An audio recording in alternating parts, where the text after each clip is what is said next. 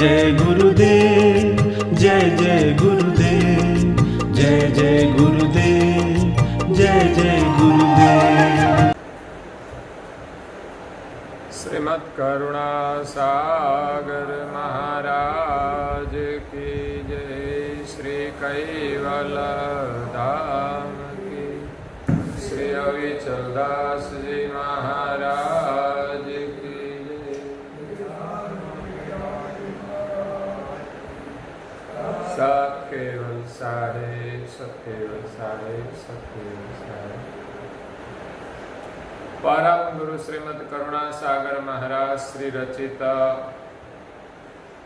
पंचम स्वसम वेद यानी पंचम सूक्ष्म वेद निजपति परम प्रभाव स्कंद है चौथा और चौपाई नंबर है 53।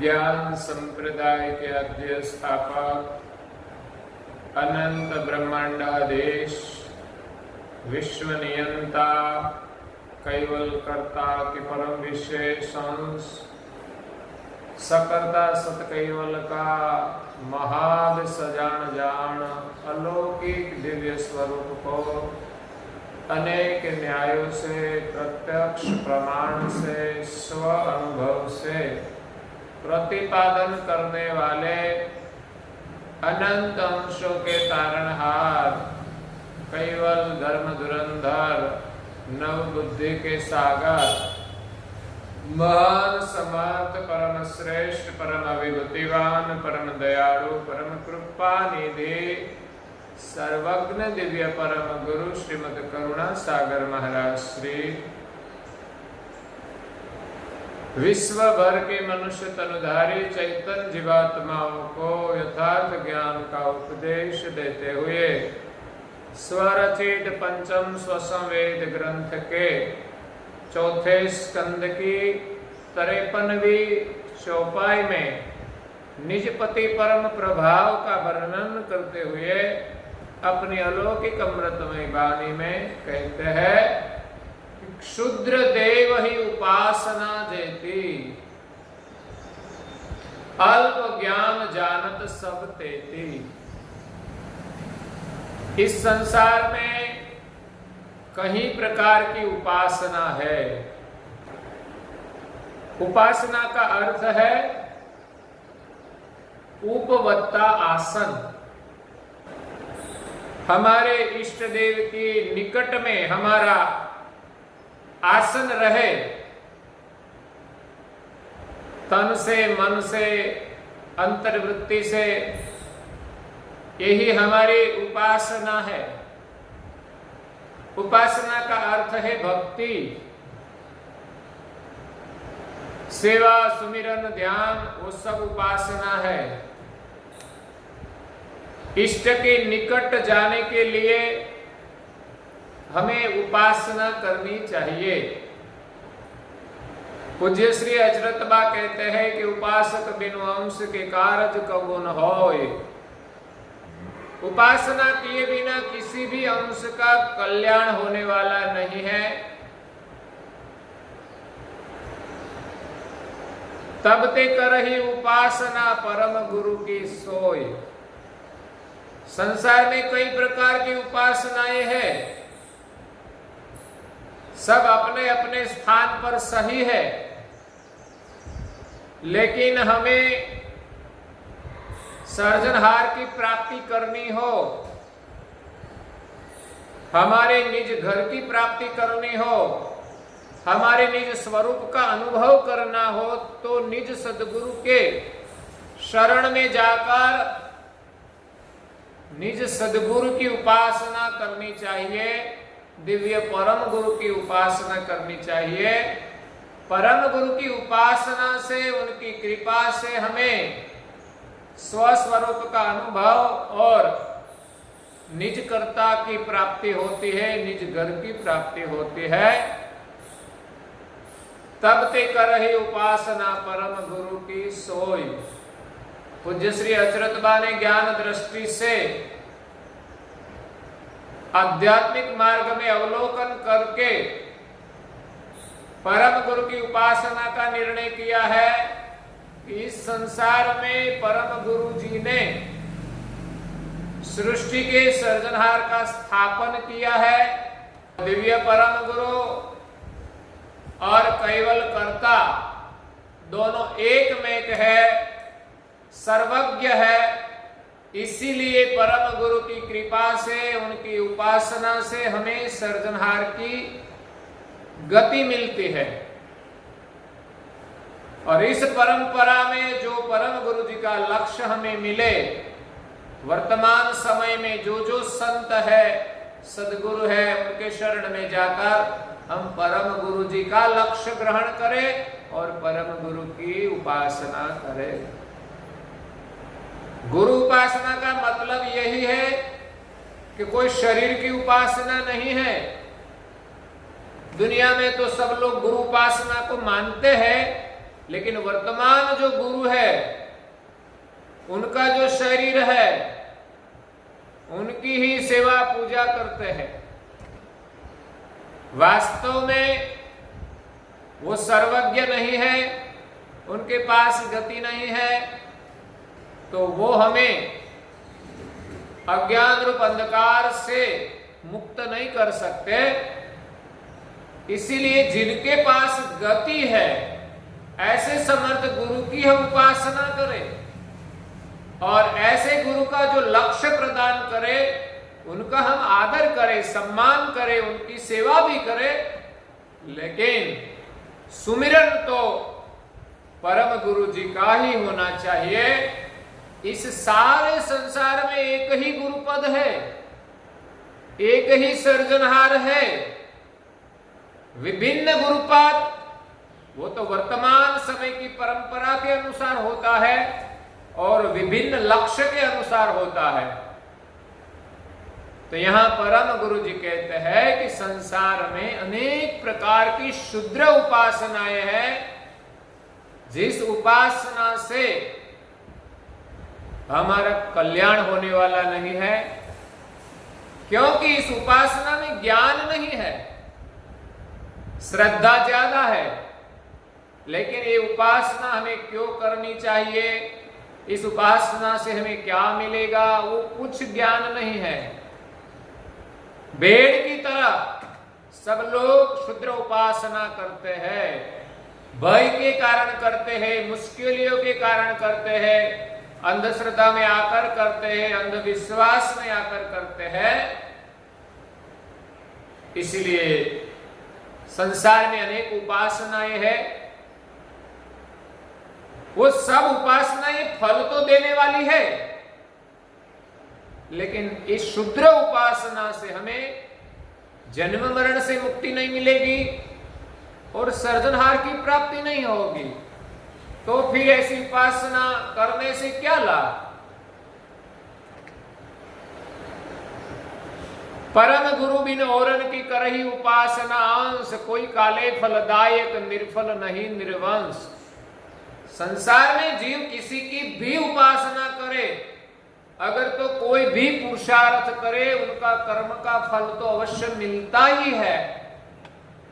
इसी प्रकार कई प्रकार की उपासनाएं हैं। इस उपासना के अनुसार फल मिलता है। जो कण बोहित तेहित फले ओरन की नहीं आश। हम जमीन में जो कण बोते हैं वही उदित होता है। वैसे हमें जो कर्म करेंगे हम जो कर्म करेंगे उनका फल अवश्य मिलेगा। तो उपासना मार्ग में हमें शुद्ध उपासना करनी चाहिए कि जिस उपासना से हमें हमेशा के लिए संसार के सभी प्रकार के दुखों से मुक्ति मिल जाए। संसार की चीज वस्तु प्राप्त करने के लिए हमें उपासना की जरूरत नहीं है, क्योंकि संसार की चीज कितने भी मिल जाए हम सुखी होने वाले नहीं हैं। क्योंकि जब तक हमारे मन में संतोष नहीं होगा तब कितना भी धन मिल जाए, कितना वैभव मिल जाए, हम सुखी नहीं होंगे। 5,000 रुपया मिलता होगा तो ऐसा मन करेगा कि हमें 10,000 मिले तो अच्छा। 10 वाले को ऐसा है कि 20 मिले तो अच्छा, 20 वाला कहता है 30 मिले तो अच्छा।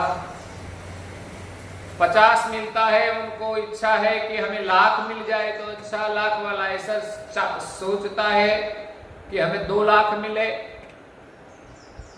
लाखों मिलता है, उनको भी संतोष नहीं है, वो करोड़ों की आशा रखते हैं और लाखों का कौभांड करते हैं। इसमें कहां सुख मिलेगा? शादी किया, पत्नी आई, फिर भी वो सुखी नहीं होंगे। एक तो क्या, कई राजाओं ने कई कई शादियां की, कितनी कितनी रानियां थी, फिर भी दुखी होकर चले गए। आएगा सो जाएगा राजा रंक फकीर, एक सिंहासन चढ़ बैठे एक बंधे जंजीर। संसार में जो आएगा वो खाली हाथ जाएगा। शायद राजा बन जाए तो भी क्या, रहने वाला तो है नहीं। इस शरीर छोड़ने के बाद हम कहां जाएंगे वो हम नहीं सोचते। हमें रात दिन यही सोचना चाहिए कि वर्तमान स्थिति जो है वो हमारे कर्म के अनुसार है और हमारे कर्म के अनुसार हमें सुख मिलेगा। लेकिन इस जीवन के बाद अब क्या, इतना लंबा नहीं सोचते। और वर्तमान में भी हम जो कर रहे हैं वो क्या हमें वर्तमान में पूर्ण सुख देता है? वर्तमान में भी हमें ऐसा कार्य करना चाहिए कि वर्तमान जीवन में हमें संतोष का अनुभव हो, परम शांति का अनुभव हो और परमेश्वर का हम भजन करें। इसलिए संसार में कई प्रकार की क्षुद्र उपासनाएं हैं, मलिन उपासनाएं हैं। इन सभी को छोड़कर दिव्य परम गुरु जी कहते हैं कि आप निज सदगुरु के शरण में जाकर सदगुरु जो हमें उपदेश देते हैं इस उपदेश के अनुसार हम भक्ति करें। संसार के सभी जीव भिन्न भिन्न प्रकार की उपासना में फंस गए हैं, उलझ गए हैं और मानते हैं कि इस करने से हमारा कल्याण हो जाएगा, ये करने से हमें स्वर्ग की प्राप्ति होगी, ये करने से हमें लक्ष्मी मिलेगी, वैभव मिलेगा। इस श्रद्धा से करते हैं। और दूसरा, संसार के प्रपंच में जीव फंस गया है। चाहे किसी की भी उपासना करे, संसार के प्रपंच से वो छूटने वाले नहीं है। हमें तो ऐसी उपासना करनी चाहिए जो हमें वासना से मुक्त कर दे। तेज माटे कर शुद्ध उपासना, सेवता वासना सर्वनाशे। दिव्य परम गुरु जी ने हस्तालेवा ग्रंथ में कहा है। इसीलिए संसार में कई मलिन उपासनाएं हैं, उनको छोड़कर शुद्ध उपासना करें। जिस उपासना में कोई आशा ही नहीं होती, जिसमें भरोसा ही होता है कि हम जो उपासना कर रहे हैं उनका फल हमें अवश्य मिलेगा। और किसी भी परिस्थिति में इस उपासना में श्रद्धा डिगती नहीं, कभी स्मरण छूटता नहीं। कई महापुरुष हो गए, उसने कोई चाहना नहीं रखी संसार सुख की। संसार सुख तो अपने सुकृत के अनुसार मिलता है, प्रभु के स्मरण से तो इस संसार से हमें छूटना है।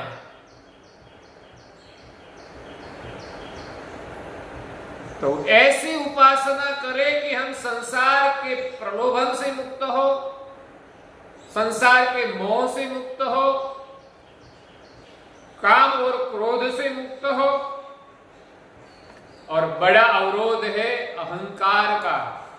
हम जो भी करें उनका अहंकार आ ही जाता है, वो अहंकार शुद्ध उपासना से ही नष्ट होगा। मलिन कर्म तो छूट जाते हैं, लेकिन अच्छे कर्म का भी अभिमान नहीं रहना चाहिए। समस्या यहां खड़ी होती है कि मलिन कर्म छोड़कर अच्छा कर्म हम करें, लेकिन कभी अभिमान नहीं करना चाहिए कि ये मैं कर रहा हूं। हम जो अच्छा कर्म कर रहे हैं वो सद्गुरु की कृपा है, और उनकी कृपा से हम करेंगे तो सदैव हम कर सकेंगे। नहीं तो अहंकार आएगा तो कहीं न कहीं किसी के साथ टकराव होगा, तो ये सेवा छूट जाएगी। शुद्ध उपासना है कि निष्काम भाव से हम सेवा करें और परमेश्वर का सुमिरन हो। निष्काम भाव में ही परमेश्वर का सुमिरन होता है। इसमें ही परम शांति होती है। जहां कामना है वहां शांति नहीं है। महापुरुषों ने भक्ति के बदले में मोक्ष की भी चाहना नहीं रखी। मैंने आगे भी वो भजन गाया था, हे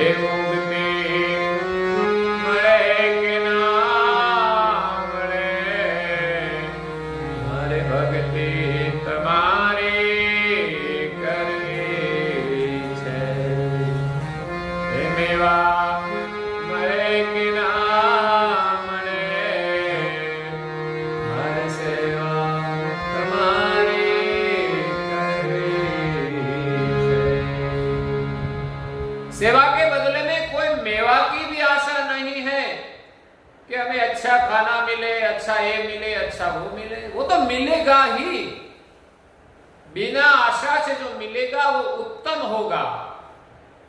नहीं तो हमारी इच्छा से मिलेगा तो इसमें शायद मोह होगा।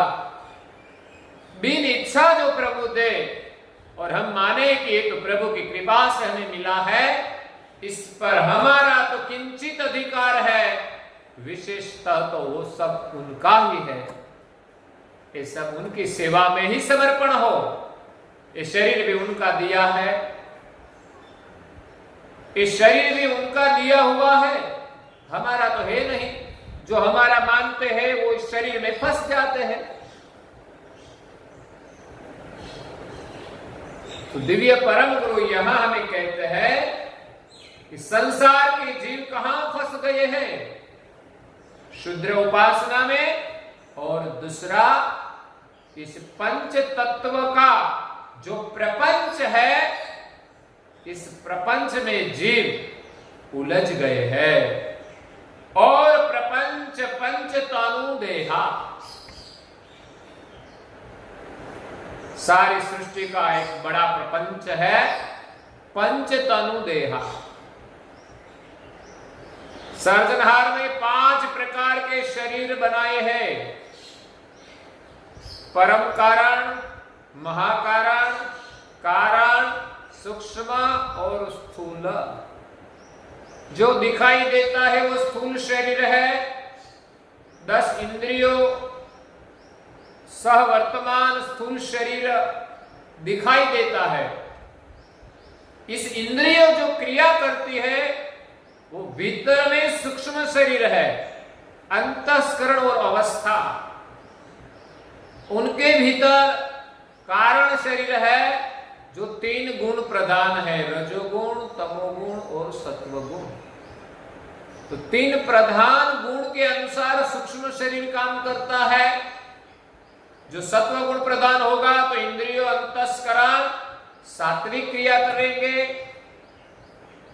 तमोगुण प्रधान जो वर्तमान करेगा, उनकी इंद्रिया और अंतस्करण तमोगुण का कार्य करेंगे। और रजोगुण प्रधान जो वर्तमान करेंगे तो सूक्ष्म देह के अंतस्करण और अवस्था और 10 इंद्रिया को रजोगुण के अनुसार वर्तमान करती है। तो 3 गुण का एक आवरण है, तीसरा कारण देह में, उनके ऊपर चौथा महाकारण देह है जो प्रकृति का है, जो हमारी वृत्ति है, जिसमें प्रकृति सम्मिलित है। प्रकृति का वास हमारी वृत्ति में रहता है। जैसे हमारी वृत्ति वैसा हमारा जीवन। तो हमें बदलनी है वृत्ति। जो वृत्ति बदल गई तो 3 गुण भी इस प्रकार वर्तमान करेंगे, इंद्रिया, अंतस्करण वो भी इस प्रकार वर्तमान करेंगे। लेकिन वृत्ति को बदलना आसान काम नहीं है। वृत्ति यानी स्वभाव, हमारा मूल स्वभाव तो सरल है, निर्मल है, निर्विकारी है, चैतन्य है।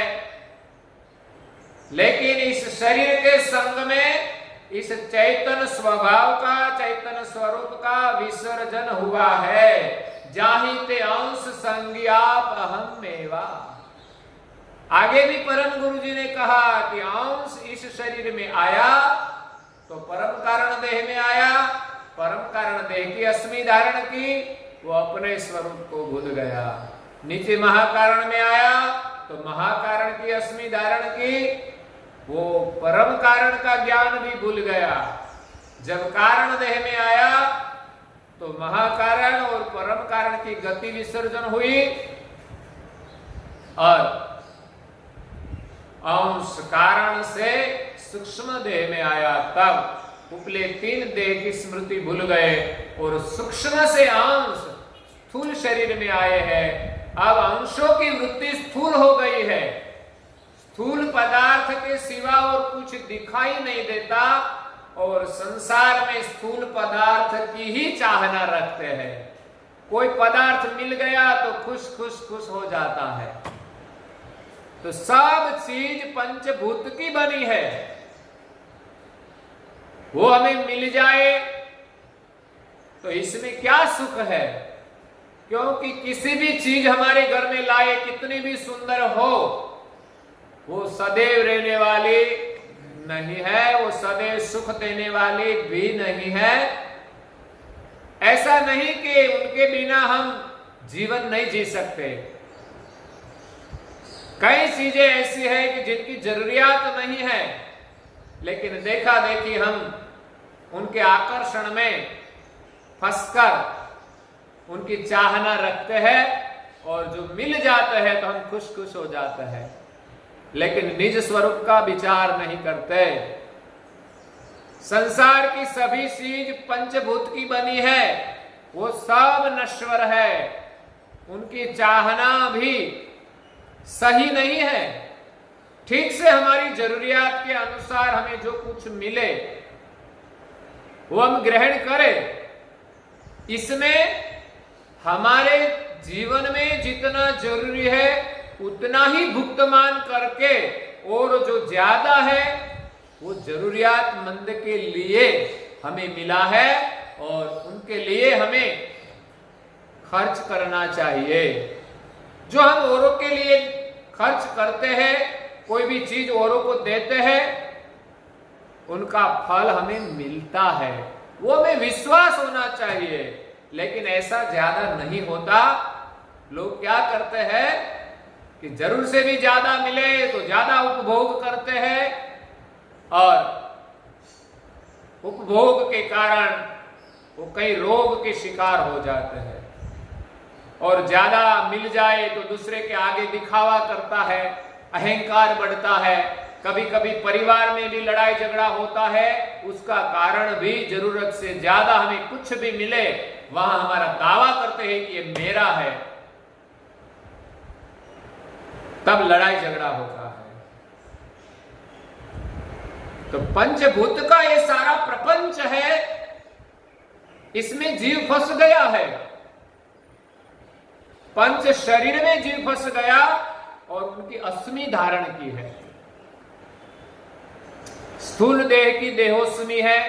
पूज्य श्री नारायणदास जी महाराज श्री ने सिद्धांत पावनी ग्रंथ में पंच देह के तत्वों का वर्णन किया है। पृथ्वी तत्व प्रधान स्थूल देह जिसमें देहोस्मि है, दूसरा है जल तत्व प्रधान जिसमें जीवोस्मि है, तीसरा अग्नि तत्व प्रधान कारण देह जिसमें शिवोष्मी है, चौथा वायु तत्व प्रधान महाकारण देह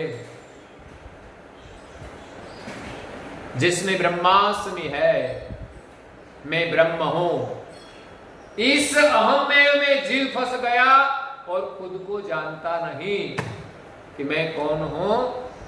पांचवा जो परम कारण शरीर है, इस शरीर में अंश का स्थान है, जहां पूज्य श्री नारायणदास जी महाराज श्री ने कहा है कि गुरुगम लक्ष्य से जो अनुभव करे तो वहां स्वरूप की अस्मि है।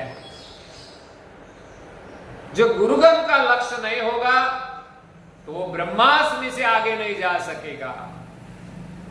सारे महापुरुष जो हो गए वो ब्रह्मास्मि में विराम हो गए, उनसे आगे अपना स्वरूप का निर्णय नहीं किया। एक ही महात्मा कबीर जी ने इस शरीर का साक्षी अंकुर रूप अंश शरीर से अलग है, ब्रह्म का भी साक्षी है, उसका प्रतिपादन किया। लेकिन वहां ये अंश निज कर्ता की वंश का है, वो गुरुगम नहीं थी, वो अपूर्ण थी, इसलिए निज कर्ता पद का स्थापन नहीं किया, वो स्वयं ही करता है ऐसा प्रतिपादन किया। हाँ, अंश करता है लेकिन वो कर्म का करता है। जो कर्म करते हैं वो करने में अंश स्वतंत्र है, इसलिए जो जो कर्म करे उस कर्म का करता हम है, लेकिन सृष्टि के कर्ता नहीं है। दूसरा, संसार में जो देव देवियां है, त्रिगुण शक्ति निरंजन, उनको ईश्वर मानते हैं। वो अमले करता है कि सर्जनहार ने उसको विभूतियां दी है, उनको करुणा दी है, उनको सत्ता दी है, तो जिस विस्तार तक उनका साम्राज्य है तो लोग मानेंगे कि यही सर्जनहार है। लेकिन आगे सर्जनहार की किसी ने खोज नहीं की। तो इस सर्जनहार की प्राप्ति के लिए पंच शरीर का जो अस्मि है, अहम्मेव है कि मैं शरीर हूं, मैं जीव हूं, मैं शिव हूं, मैं ब्रह्म हूं, ये सब अस्मि जब दूर होगी निज सदगुरु की कृपा से, निज सदगुरु के लक्ष्य से, तभी हमें निज स्वरूप का अनुभव होगा। आज के प्रवचन को यहाँ विराम देते हैं। श्रीमद् करुणा सागर जी महाराज की जय, श्री कैवल धाम की जय, श्री अविचल दास जी महाराज की जय।